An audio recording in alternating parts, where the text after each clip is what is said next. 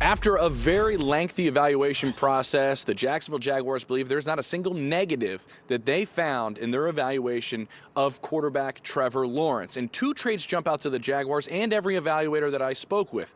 Toughness. First is mental toughness, and obviously that is going to be needed when you're joining an organization that has lost 15 straight games and you're expected to most likely start as a rookie quarterback. But also his physical toughness, standing in the pocket, being able to take a hit and having it not affect him. Multiple evaluators I talked to said those are two key traits that are a part of every quarterback that is successful at the NFL level. Now let's go to Kim Jones with the Jets.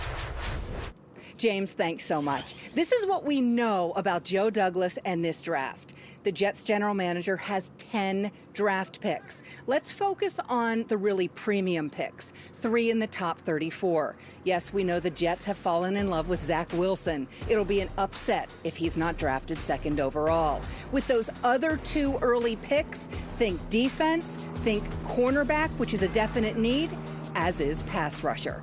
Now let's send it over to the 49ers and say hello to Mike Yam.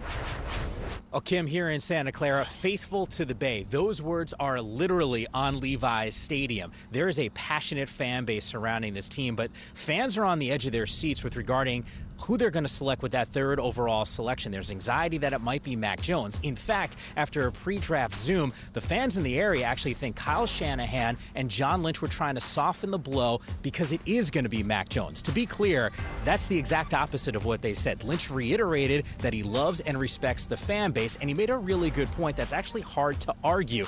Teams that are typically picking 3rd overall, they're not all that good. And MJ, you know this from covering this football team for as long as you did. When this team is healthy, doesn't matter who they select on Thursday night, they're going to have a ton of weapons to work with.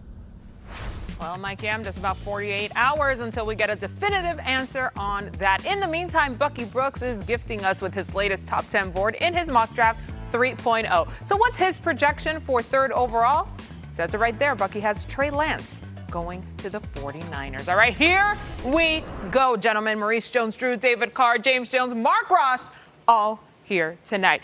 Bucky Brooks, gentlemen, says that it is Trey Lance at number 3 for the Niners. Our QB, David Carr, I'm going to come to you first. Knowing what you know of Kyle Shanahan, do you think Trey Lance could be the guy for the Niners?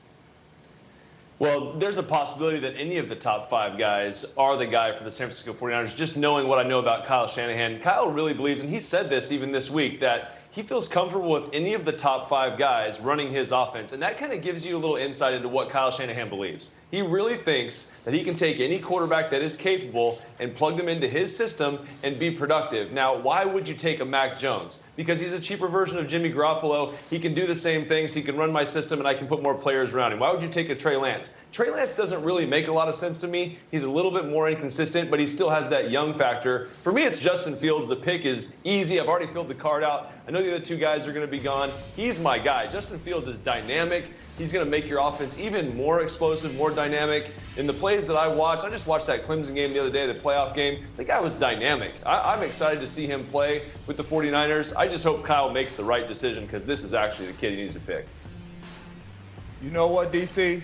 I just hope the 49ers don't overthink this because when you start overthinking, that's when you make the wrong pick. The kid is going to be there for you. Justin Fields is the guy. You put him in Kyle Shanahan's offense. Now you have a guy that's like Russell Wilson and Kyler Murray, the guys you play year in and year out a couple times a year that when everything is covered and the play does not work, he still finds a way to get a first down and the drive goes on. You got to take this guy. And listen, I heard you, DC, but he cannot put any quarterback in his offense and this offense go. We seen C.J. Beathard, we seen Nick Mullins, and we seen the Niners not be good on the football field. So you have to go out there and get a game changer at the quarterback position. And when you trade up, you know exactly who you're going to get. And Justin Fields is the guy. And if it's not, everybody going to be raising their eyebrow.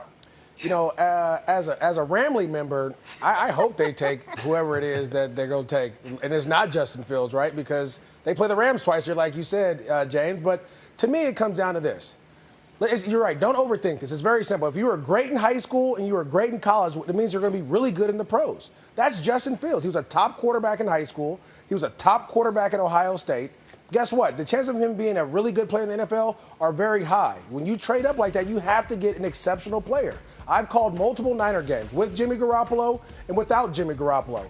The Niners offense goes through the running game. It doesn't go through the quarterback. If you add Justin Fields, guess what?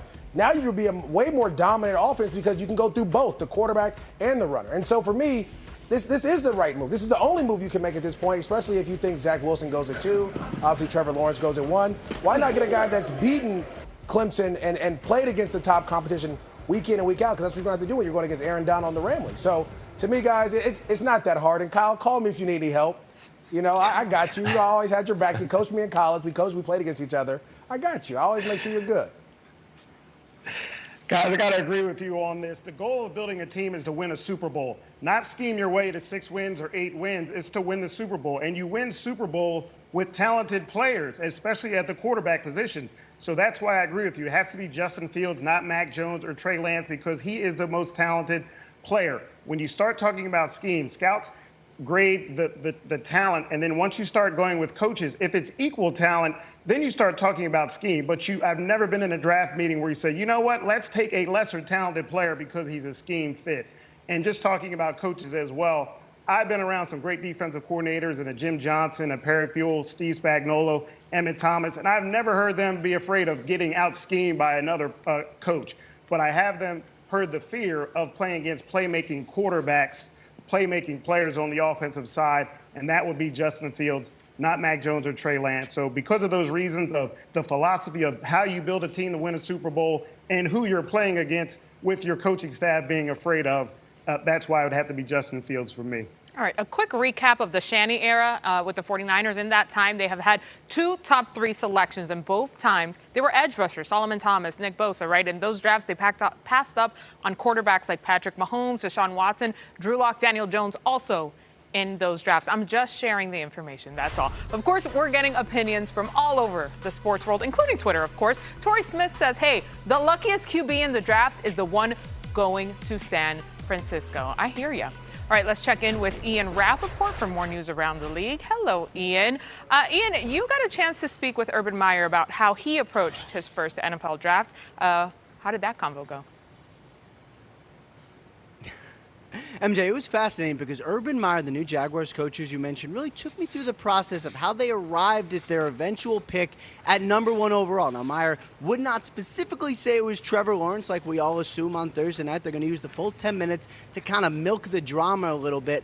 But what he did tell me is first the staff, when they first got hired, narrowed down the quarterbacks to the 3 top ones. And of course, that's Trevor Lawrence, Zach Wilson, and Justin Fields. They went through all the film. They did all the homework. Then they put each of these 3 quarterbacks on at least 2 Zooms just to make sure about their football intellect, to get to know them a little bit. Then they spread it out a little bit, did more one-on-one Zooms. They gave each player some plays to memorize, asked them to teach them back to them, really try to get to know what kind of a learner these quarterbacks are. It's safe to say whoever the Jaguars pick at #1, they are going to be extremely happy with the player and the person that they are taking. Oh, one other draft tidbit I wanted to mention, the Los Angeles Rams, who of course don't have a first-round pick, they are doing their pre-draft press conference virtually because, as Sean McVay and Les Snead just mentioned, both of them are high-risk, close contacts for someone who tested positive for COVID-19.